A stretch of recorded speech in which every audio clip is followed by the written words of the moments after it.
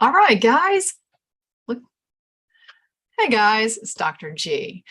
I want to talk with you quickly about sleep and which patches you're going to use for sleep and how you can make it so you're getting really great night's sleep.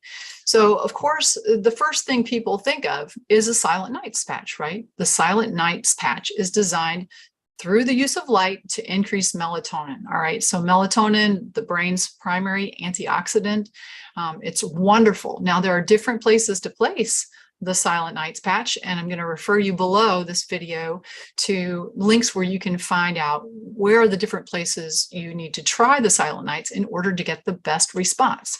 So that's step one. Now, if I'm trying to give someone an overall benefit, I'm going to combine the X39 with these auxiliary patches. And I consider Silent Nights an auxiliary patch because X39 in itself is going to help to improve your sleep. So if you try X39 and still aren't sleeping well, the next patch I might add is the Silent Nights to increase melatonin. There are a couple other patches that you can use to help you sleep. So we have the X39, wearing that during the day. Silent Nights, we'll bring it at night. We've tried different places. And then if you're feeling like, I still need more help, the next patch is going to be the Aeon patch. The Aeon patch is an anti-inflammatory patch. It activates your parasympathetic nervous system, and that's been shown on heart rate variability studies.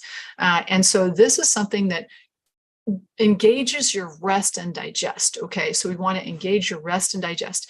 So now we've got more melatonin engaging the rest and digest. All right, so that might be sufficient. And the places that you might try the Aeon: midline on the forehead, you might try it on the back of the neck, you might try it at the temple. Any of those places is fine, right? You want to play around with it a little bit.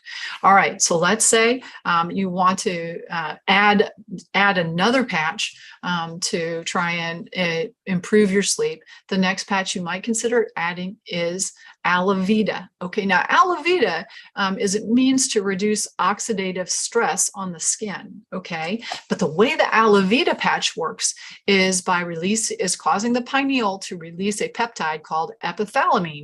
Remember, all these patches are working by changing your body's instructions to itself, right? Or just tapping into your body's own instructions.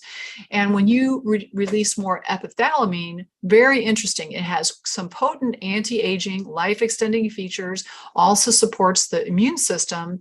And, they made it as a way to improve the quality of skin from the inside out.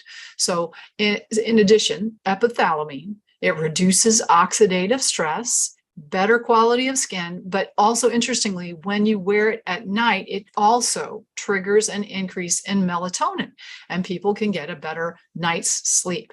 The other thing interesting with the Alavida patch is that when we followed brain studies of people, brain scans of people using that, what they found was more frontal lobe activity. So you may find with the Alavida, you have more intense dreams. And that was found using something they call a biopulsar and electrointerstitial scanning. That was the kind of scan they used to see that there's more electrical activity in the frontal lobes. So some people say they have vivid dreams using that Alavida patch, and I've also heard people using it to facilitate deeper meditation because of that release of epithalamine from the pineal gland. In general, you want to combine all of this with good sleep hygiene, right? We got a dark room, a cool room, a quiet room, or white noise. White noise can be also actually helpful, like a fan. When I travel, I have like a white noise app on my phone so I can listen to white noise, taking my fan wherever I go. So we want to have pets out of the bedroom, guys, if you want to get a really good sleep. And then, we don't want to eat for a few hours before we go to sleep. We're avoiding drinking a lot of fluid Alcohol makes your sleep less good for sure. So no late meals, no alcohol. I wouldn't exercise right before bed.